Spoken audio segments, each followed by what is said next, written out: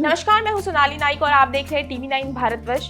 जाबाज हिंदुस्तान की ये कहानी है उन IPS अफसरों के बारे में जो निस्वार्थ भावना से हमारे देश की सेवा करते हैं। और इस वेब सीरीज के बारे में हमारे साथ बातचीत करने के लिए मौजूद है we have with us Sumit, we have with us Ranjana and Meeta ma'am. Guys, TV9 में आपका बहुत बहुत स्वागत है। शुक्रिया।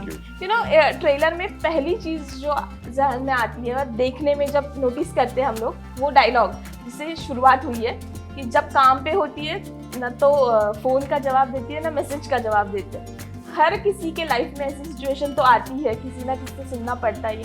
आपने कैसे डील किया है? मुझसे पूछ रहे? हाँ, मतलब एक वक्त था जब मैं भी फ़ोन उठा लेता था, फिर काफ़ी डिस्ट्रैक्टिंग हो जाता है। और अभी ये व्हाट्सएप वगैरह के आने से क्या है कि एक वक्त पे इतनी सारी चीज़ें हो रही होती, इंस्टाग्राम पे कुछ हो रहा है, व्हाट्सएप पे कुछ हो रहा है कि आप जहाँ हैं वहाँ नहीं होते हो। तो पिछले कुछ सालों से फिर मैं फ़ोन थोड़ा दे देता हूँ, बीच में जब वक्त मिलता है तो थोड़ी देर देखता हूँ, फिर दे देता हूँ। हाँ मैम, मैं तो अक्सर काम पे क्या, मैं घर पे भी अक्सर फ़ोन को 3-3 घंटे नहीं देखती हूँ। और आजकल इतना है कि लोग सब कुछ व्हाट्सएप पे भेज देते हैं, तो फिर वो कहते हैं आपने देखा नहीं, हमने आपको बताया था। मैं कहा प्लीज़ आप ये याद रखिए कि मैं 3 घंटे में एक बार देखती हूँ व्हाट्सएप, तो इससे बेहतर आप फ़ोन कर दिया कीजिए। सो मेरा रिश्ता थोड़ा बहुत ऐसा हो गया है फ़ोन के साथ कि थोड़ा सा दूर रखो। And specially when you are shooting, I tend to look at something only if it's very urgent. If I feel कि हाँ ये किसी दूसरे प्रोजेक्ट की भी बात है तो वो बाद में हो सकती है। So I don't really open the whole message to read it. Well, I'm a millennial, so I'm stuck between the two worlds of अरे नहीं करना है और फिर करना भी है, you know, to stay woke and to stay on top of everything. But no, I don't do that most of the time, and especially when you're so involved with your work, and especially जब Hindi dialogues है तो मेरा ध्यान उसमें ही रहता है, मेरा की का के कैसा आ रहा है, you know. So I think I don't have time to do much of it. But like ma'am also said, you know, सब कुछ WhatsApp ही आता है, फिर then you'll get blamed for not having seen it. My managers already have issues with that. But I think it's very important to stay present. And it's very important for especially people in such jobs where it is, you know, important for them to stay present. उनके family members और उनके friends को समझना चाहिए। Well, जब मैं ये सवाल पूछ रही थी तो मेरा फोन बज रहा था, तो होपफुली मुझे वो जवाब नहीं देना पड़े कि तुम नहीं जवाब देती। Well, जाबाज हिंदुस्तान के बारे में बात करेंगे, किरदारों के बारे में। तो स्टार्ट कीजिए। मेरे किरदार का नाम तारिक है और इसमें वो एक ग्रे कैरेक्टर है, एंटेगनिस्ट है शो का। उसके प्रोफेशन के बारे में बता सकते हैं वो क्या करता है? नहीं बता सकते हैं। हाँ, इंजीनियर है वो, और he belongs to a terrorist outfit जिसके लिए वो काम कर रहा है। एक लिहाज से देखा जाए तो बड़ा ही कोल्ड ब्लडेड आदमी है, बहुत ही क्लिनिकली डील करता है सिचुएशंस के साथ। हाँ, पर मुझे पर्सनली ऐसा लगता है कि मैं नहीं जज करता जो किरदार मैं कर रहा हूँ। अगर आप कुछ जैसे कई बार ही ऐसा होता है कि कोई फनी कैरेक्टर कुछ एक्टर्स कर रहे होते हैं, उनको भी वो कैरेक्टर फनी लगने लगता है। वो नहीं होना चाहिए। लाइफ में हमको जो लोग फनी लगते हैं, उन लोगों को वो फनी नहीं लग रहे होते, वो अपना जीवन जी रहे हैं, हमारे लिए वो फनी है। सिमिलरली अगर कोई हमें नापसंद है या हमें लगता है कि बुरा इंसान है, तो उस इंसान को खुद वो बुरा नहीं लग रहा होता, वो अपना जीवन जी रहा होता। तो उसी तरीके से जब आप किरदार करते हैं तो आपको उसकी साइकोलॉजी समझनी बहुत ज़रूरी है। वो क्या सोचता है, क्यों ऐसा कर रहा है, और अपने दिमाग में उस वक्त के लिए वो जस्टिफाइड होना बहुत ज़रूरी है। तो वो एक प्रोसेस था, तो काफ़ी इंटरेस्टिंग किरदार है। मेरे किरदार का नाम माहिरा रिजवी है। लीड रोल तो इनका है, जो इनका कैरेक्टर है, और ये उनकी बॉस होती है। शुरुआत में वो सोचती हैं कि ये थोड़ी सिफारिशी होके आई है, तो उसका एटीट्यूड थोड़ा अलग होता है। माहिरा रिजवी एक ऐसी औरत है जो अपने काम को लेके अनकॉम्प्रोमाइजिंग है। उसके एक इंटेग्रिटी है, उस अपने काम के प्रति एक हाव भाव वैसा है। उस लेवल पे पुलिस में वो इतनी सीनियर पहुंच चुकी कि अब वो फील्ड में एक्शन नहीं करती, लेकिन जो स्ट्रैटेजाइजिंग होता है या डिसीजंस लेने होते हैं वो उसका अब उस लेवल पे जैसे जनरल्स जो होते हैं वो अक्सर मैदान में खुद नहीं उतरते हैं, तो ऐसा है उसका रुतबा है, एक स्टाइल है और एक शांत रस में जीने वाली औरत है जिसके दिमाग में हालांकि बहुत कुछ चल रहा होता है। Kavya Iyer, एक जाबाज police officer. Well, she is actually in many ways, and कैसे एक you know, for a lady to step into man's shoes and to still maintain a balance between work life, professional life, because especially in India and also you know when आप लोगों के thought processes को देखते हैं तो अभी भी in most parts of the world you are still as a woman you know thought of your the thought process is that a woman stays at home and takes care of the family. You educate your family. You know. But when you make these decisions of having to step out into the work field and actually earn a name for yourself, how do you balance that and how do you balance home? How do you balance being told you're a woman doing a man's job every day of your life? So all of that I think makes Kavya who she is. बहुत कोशिश करती है. She does mess up, but she is also a hero at the end of the day.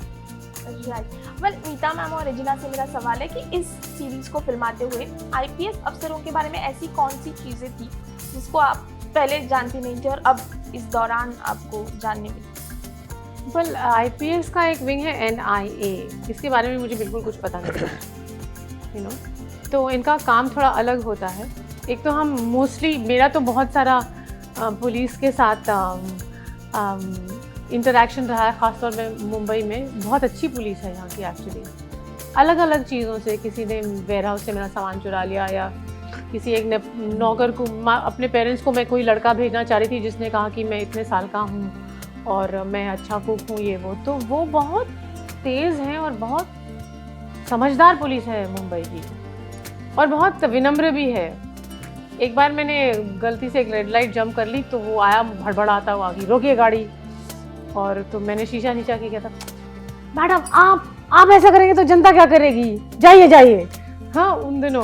So the police has always, I have always had a lot of interaction with the police in over many years. And I also grew up in Chandigarh जहाँ पे blue star वगैरह operation हुआ था. तो police sunset के बाद तो वो यू नो राउंड्स पे होते थे, कर्फ्यू लगता था. But I didn't know something like NIA exists. हम लोग इस लेवल पे जानते हैं, पुलिस स्टेशन वाले लेवल पे जानते हैं, पर उसके और भी कितने सारे विंग्स होते हैं, उनकी किस प्रकार की ट्रेनिंग होती है, किस तरह की जिम्मेदारियां होती हैं और क्या स्पेशलाइजेशंस होती हैं, ये नहीं मालूम था. अब मालूम है थोड़ा बहुत. I think the small intricacies जैसे कि एक एसपी का बैज कैसा होता है, या यू नो डीजीपी का बैज कैसा है, व्हाट कम्स स्टार या द एम्ब्लम क्यों आता है. Those are the small things, and then the different types of weaponry that each ranking officer uses. वैसे small details. Right. Yeah. Okay. Smith, आपकी इस नए साल की शुरुआत बैक टू बैक ZEE5 पर हो रही है. 20 तारीख को आपको देखने मिलेगा, फिर 20. तो इसमें ऐसी क्या खास बात थी जो आपने यहाँ कहा? ये रोल बहुत अलग था मेरे लिए. अमूमन मुझे इस तरह के किरदारों में नहीं इमेजिन करते लोग, पर मेरा बड़ा मन होता है जैसा मैं हूँ उससे अलग किरदार करने का. That's the whole point of being an actor, कि आप जो हैं उससे कुछ और बन सकें, कुछ देर के लिए, कुछ महीनों के लिए, कुछ समय के लिए. तो जब ये किरदार मैंने पढ़ा और फिर मैं मिला श्रीजीत सरकार जी से, हमारे जो डायरेक्टर हैं उनसे, और उनका जो विजन था मुझे बहुत पसंद आया. और ये एक किस्म का बहरूपिया भी है, ये कई सारे उसके लुक्स हैं, क्योंकि अलग अलग वक्त पर अलग अलग शहरों में जाकर वो ऑपरेट करता है, तो हर बारी वो अपना गेटअप चेंज करता रहता है. तो उसका भी एक बड़ा इंटरेस्टिंग प्रोसेस था. पहले हम सोच रहे थे कि हर गेटअप में वो उसको एक पर्सनालिटी दें, फिर मुझे लगा कि वो एक्टर नहीं है, वो आदमी इंजीनियर है, टेररिस्ट है, और वो गेटअप चेंज कर रहा है. तो इस तरह का एक प्रोसेस था और मुझे बहुत मज़ा आया. बहुत थकाने वाला भी प्रोसेस था ये, क्योंकि एक पूरे नए गेटअप में जाना जो है वो काफ़ी टाइम कंज्यूमिंग होता है, पर when I look back at it I had a great time. Right, and I hope कि आपके फैंस को भी ये पसंद आएगा आपकी ये नई कोशिश। मैडम यू नो, जैसे कि आपने कहा कि 33 इयर्स से आप इस इंडस्ट्री में रही है, व्हाट इज योर चेकलिस्ट? ऐसी क्या चेकलिस्ट है आपकी कि कोई भी प्रोजेक्ट को हाँ कहने से पहले, क्योंकि आपके हर किरदार जो है वो लोगों को पसंद आते हैं, याद रहते हैं। मैंने मैं सच कहूँ, आज तक जितना काम किया है वो मेरे पास चल के आया है। पता नहीं क्यों ऐसा हुआ है। अक्सर मैं जब ऑडिशंस देती हूँ तो मैं उस रोल के लिए सिलेक्ट होती नहीं हूँ। तो right from Mani Kaul Siddheshwari to Dil Se Mani Ratnam and every single project I have done whether it's on television और on in cinema has actually come to me. एक समय बाद जब आप काफ़ी अपने आप को समझ लेते हैं एज एन एक्टर, तो अक्सर क्या होता है कि अगर आपको कोई कैरेक्टर बहुत ज़्यादा एक्साइट नहीं भी कर रहा है, लेकिन वो लोग पीछे पड़े आपके कि नहीं प्लीज़ आप करिए करिए करिए करिए, और आपको लगता है कि ठीक है भाई, जब कुछ ठोस है इसमें, एक है प्रेजेंस है, सब है। But you see now I have this sort of confidence that apart from the fact like Mahira Rizvi is not an exciting character. If you ask me, if you ask a young actor will you do this character, they will probably say no, because सारा action नहीं है उसके पास, ऐसा कोई बहुत critical उसके पास, you know, like Regina's character has this whole thing of balancing family and child and husband and a personal life and this and that. She has nothing. So in some ways, it's a very androgynous sort of character. Even the costume they've given me, I used to find it very annoying because I said, yeah, even if I'm a boss and I'm in this thing, if she's in her civvy clothes, just like civis, she can do something more interesting, you know, given her background, her ethnicity. You know, I follow a lady on Instagram called Rana Safwi. She's a writer. She travels all over the world and she has the most beautiful, very interesting way of dressing. So मैं उनको तस्वीरें दिखाती थी, ये please देखो ऐसे कर दो, पर नहीं, उन्होंने मुझे वो नेहरू जैकेट पहना दिया, चलो पहन दिया. So the thing is that and she used to make it a point that everyone knew this on set. And everybody say, I hate this costume. Could you not give me something more exciting? थोड़ा less दे देते, थोड़ा कुछ दे देते, एक अच्छा दुपट्टा दे देते, ये क्या है? So anyway, ये तो मेरा वो माने वो तकिया कलाम हो गया था. But I've come to a point where I realized that as an actor, actress, over the years, and over the last few years, I have understood that I will bring something to something which is first maybe not interesting for a lot of people. So I will bring a nuance, I will bring some kind of style to this character, and people say, "Arey, कितना अच्छा character था." But very often, even if you see a film like Gulam, it was a lawyer's role.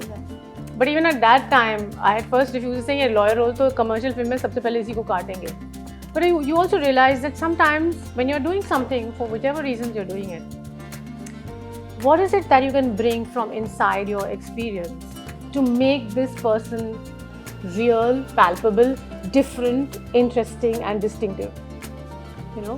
And I think what was interesting for me to do this, जब role कर रही थी तो माहिरा को मैं भी तलाश कर रही थी उस समय, पहले से नहीं बना के आई थी उन्हें, पहले से तो जो था वो था, पर माहिरा को मैं लगातार तलाश कर रही थी. तो फिर वो तलाश जो आपकी है वो छोटी छोटी चीज़ें में आती, जैसे कि नहीं माहिरा इस तरह से नहीं बोलेगी, तो मैं डायरेक्टर से कहती कि ये डायलॉग थोड़ा चेंज कर सकते हैं, क्योंकि जिस तरह उनका यू नो प्रोनाउंसिएशन है उर्दू, उसमें उर्दू की एक खुशबू है, तो वो इस तरह से बोलेंगी, वो आना चाहिए. तो मैंने हिंदी इंग्लिश निकाल दिया माहिरा के डायलॉग्स में. मैं कहा वो जो भी भाषा बोलेगी वो प्योर भाषा बोलेगी, वो ये आधा सेंटेंस हिंदी और आधा इंग्लिश नहीं बोलेगी, या तो वो पूरे हिंदी बोलेगी ढंग से और जो उर्दू के साथ मिक्स होता है, हिंदुस्तानी जिसे हम कहते हैं, या फिर अंग्रेज़ी में बात करेगी. तो इस तरह के डिसीजंस जो आप लेते हैं, तो उससे आपको सडनली एक आत्मीयता होने लगती है. आप सडनली रोज़ जब सेट पे जाते हैं तो ये एक दोस्ती होने लगती है उसके साथ जिसे आप प्ले कर रहे हैं. और आई एम कॉन्फिडेंट कि वो देखने मिलेगा. हाँ, तो मुझे सडनली वो शख्स अच्छी लगने लगती, कह रही बड़ी इंटरेस्टिंग लड़की है, औरत है, यू नो, ऐसे बात करती है और ऐसे सोचती है और ऐसे इसका यू नो रिस्पॉन्स है, ऐसे खड़ी होती है. तो वो एक जो तीसरा होता है ना, मैं जैसे जब सेट पे जाती हूँ तो मैं माहिरा बन के नहीं जाती हूँ, मैं माहिरा को ढूंढना शुरू करती हूँ और वो आ जाती है कहीं से, ऐसा होता है. शूरवीर में आपने लेफ्टिनेंट का किरदार निभाया था, and now you are IPS officer. इन दोनों किरदारों में कितनी सिमिलैरिटी और कितने डिफरेंस है? I think characters itself बहुत ही different है अवंतिका राव and काव्या अय्यर के भी. Kavya Iyer is someone who is at the forefront of everything and is not subtle about anything, you know. And she is made to do like her job. एक दिन में किसी को मार रही है and you know माँ बहन की गाली दे रही है, फिर घर आके also very interesting जो हमने play किया है. Kavya Iyer is a very अगर abuse करना तो करेगी, and she's got a son at home, so sometimes she even abuses in front of the son and then it's a thing, you know, because she's so used to being that at work कि it's also difficult to cut it off and you just want to let it flow. But Avantika Rao was not someone like that. She was someone who was very to herself, kept things to herself and guarded and yeah. Right. असल जिंदगी में ऐसे कोई IPS officer है जिनका काम आपने follow किया? IPS ऑफिसर नहीं, मैं नहीं जानता. मुझे डर लगता है पुलिस से बहुत. Why सुमित? आप क्या करते हो? In general मुझे आप करते क्या? खौफ है. नहीं, हम लोग जब बड़े हो रहे थे तो किरण बेदी का नाम बहुत बड़ा था. She was the first of her kind. तो मुझे याद है जब हम लोग कॉलेज में थे तो किरण बेदी ऐसा एक बहुत बड़ा एक अलग से नाम उठ के आया. तो उनकी तस्वीरें अक्सर आती थी अखबारों में, और तिहाड़ जेल में उन्होंने जो काफ़ी कमाल के बदलाव लाए थे उस समय, रिहैबिलिटेशन ऑफ प्रिजनर्स कैसे करना, उन्होंने आर्ट्स और कल्चर इंट्रोड्यूस किया प्रिजन्स में. तो ये जब हम लोग कॉलेज में थे 16-17 साल के, तो उस समय वो उभर के आई थी एक बहुत चमकता सितारा एज अ वुमन. उनके छोटे बाल और वो सब, she was probably obviously a very young woman then. तो वो हमने definitely we used to follow that. फिर रिसेंटली मेघालय या कहीं पे I was shown, not recently, some years ago I was shown a photograph. I am so sorry I can't remember her name, but she is a high cadre police officer. In fact, she's quite a jambaz. She has actually done lots of encounters and fought with terrorists and all. Is that Sanjukta Parashar? I think so. She's a stunning looking woman. Yeah, she's very Oh my pretty. God, she's straight off a Vogue magazine. She's fit. She's tall. She's sort of, I don't know her height तो नहीं पता चली, but she's fit. She's so glamorous in a white shirt. And she was wearing, I think her khaki pants or a white shirt or something. I said, oh my God, इतनी खूबसूरत officer, इतनी और लगता है शरीर से कि इनके लिए पिस्तौल चलाना बाएं हाथ का खेल है, यू नो. और तुरंत एक्शन में कूदना उनके लिए बाएं हाथ, माने उनके बस पूरे शरीर में है वो. तो उस तरह का ग्लैमर और खूबसूरती, ये कुछ साल पहले की बात है. मुझे किसी ने उनकी फ़ोटो दिखाई थी तो मैंने कहा अरे वाह क्या बात है. So yes, I am always interested in, especially in women. हाल ही में पूना में जा रही थी तो एक ऑटो रिक्शा रुका क्योंकि हमको कहीं जाना था. वो ऑटो रिक्शा से जाते हैं पूना में, तो वो ऑटो रिक्शा वाली एक लड़की थी, ड्राइवर. तो मैंने उसको ऑटोग्राफ ले लिया. मैंने कहा ऑटोग्राफ दो, और उससे फ़ोटो भी खींचा. मैंने कहा ऑटो रिक्शा ड्राइवर लड़की. So yes, so the police has always excited me when there are women there also. But I've also found, as I said earlier, that police people are very interesting. They're very, very fascinating jobs.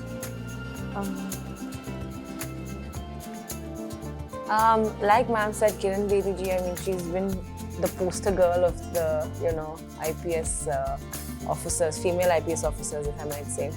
And through the show, ये show के दौरान I had to do some research to understand, you know, just interviews ऐसे कुछ. I saw quite a few of Sanjukta Parashar. In fact, a lot of Kavya Iyer, for me personally, was modeled around her.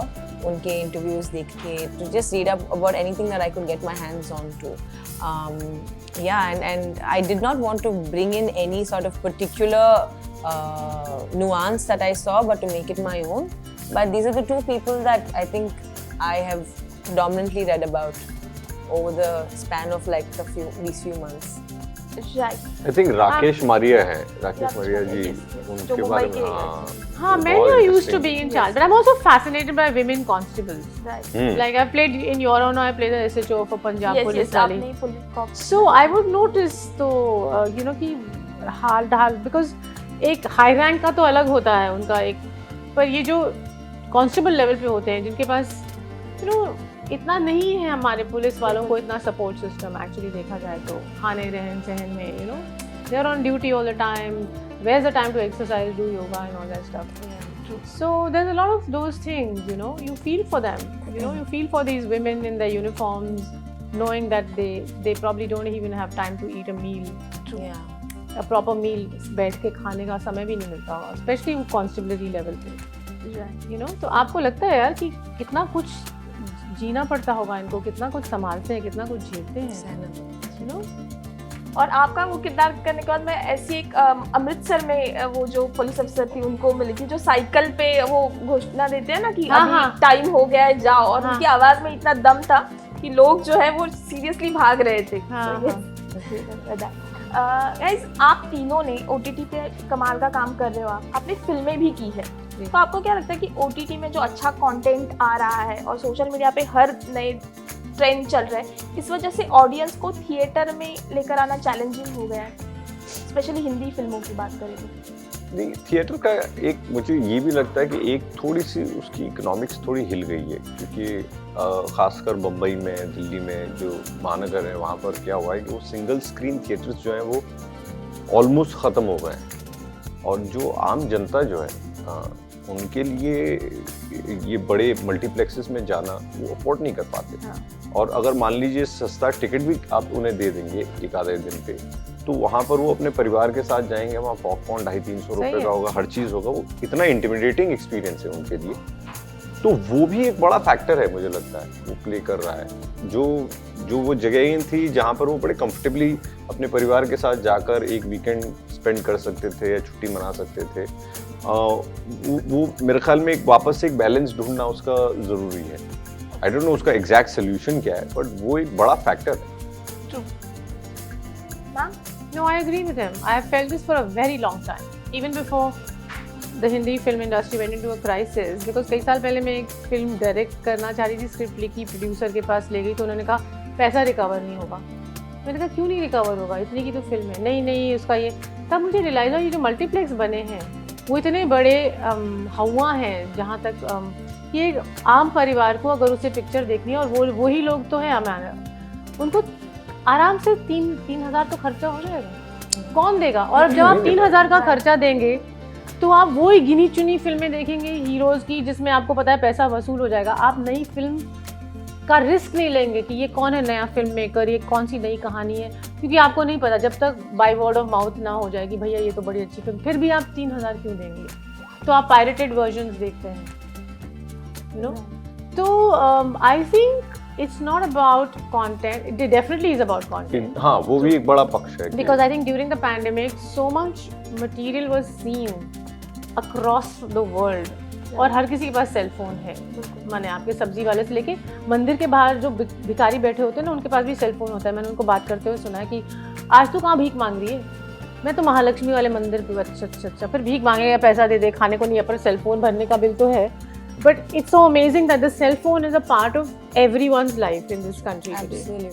और उस पर बहुत सारे MX Plays, ये वो सब फ्री आता है और कुछ देखने को मिलता है। तो जो कंपटीशन है वो अब एक दूसरे, जैसे मेरे दिल्ली में जो मेरी छोटी सी मार्केट है कॉलोनी में, जहाँ हम लोग 50 साल से जो घर है, तो मैंने उनसे पूछा, मैंने कहा क्या देख रहे थे आप OTT? वो स्टेशनरी के पास गई थी, कुछ पेन वेन लेना था। तो उसने कहा नहीं, मैं तो अपने मोबाइल पे देखता हूँ, मैं तो OTT पसंद करता हूँ। मैंने कहा ऐसा क्यों? कहते हैं यहाँ पर डिटेलिंग ज़्यादा है, किरदारों की डिटेलिंग मिलती है, जबकि हम फिल्म में जाते हैं तो वो थोड़ा बहुत ऐसा करके निकल जाते हैं। So I think film has to either fulfil the whole desire of the fantastic, कि अद्भुत चाहिए, अद्भुत रस चाहिए होता है हर इंसान को। तो अगर फिल्म अद्भुत रस आपको नहीं दे सकती है तो वो नहीं चलेगी, you know.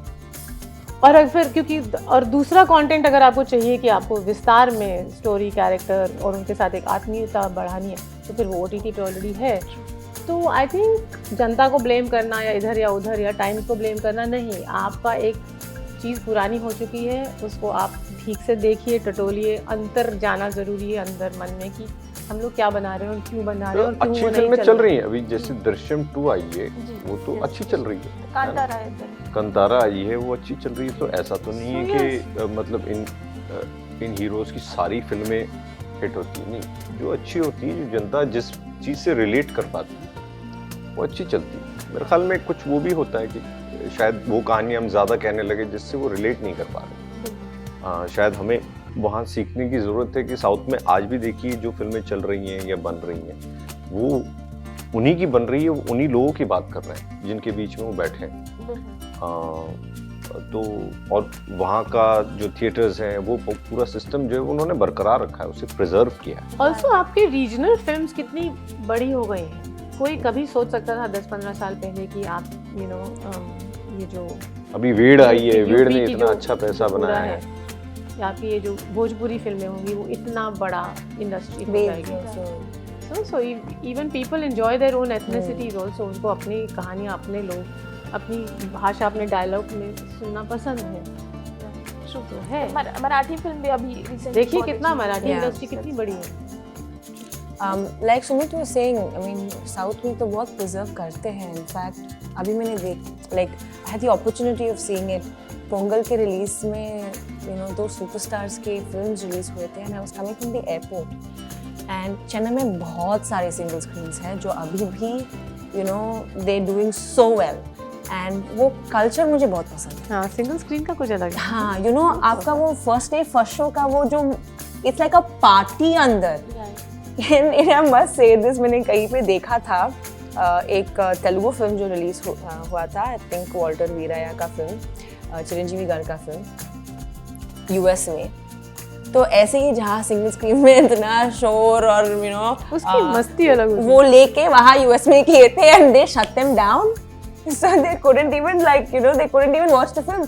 The security had to come in, because they have all these protocols over there, right? Security to come in and be like, leave.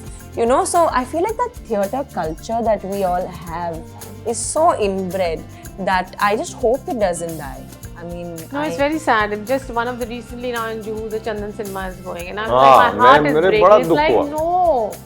अभी कुछ समय पहले वहाँ फिल्म देखी थी, मैंने कहा यार इतने कम पैसों में एक पूरा परिवार आके और वो चाय समोसा वाला, हाँ वो आप खा के फिल्म देख सकते हैं। सीधा घुसते थे और सीधा हॉल में घुसते हैं। अभी आप मल्टीप्लेक्स में आप 6 लेवल पे जाओ, फिर वो पूरा शॉपिंग मॉल छोड़ो, फिर ऐसे जाओ वैसे जाओ। मेरी माँ बहुत जबरदस्त हिंदी फिल्मों की फैन है, वो कोई फिल्म नहीं छोड़ेगी। अर्थक्वेक चल रहा है, जैसे एक बार ऐसे हुआ था तो वो बैठी नहीं, वो अर्थक्वेक सब कम हो गया, वो फिल्म देखती नहीं।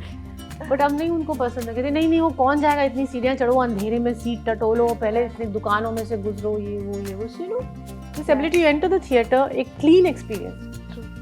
but also having that and also wanting for the culture to not die down because it's so rich. Yeah. Having that on one hand, and also एक side पे we shouldn't force it कि ये culture होना चाहिए, but it will take its flow. We shouldn't force it कि नहीं ये film सिर्फ theater पे ही आएगा.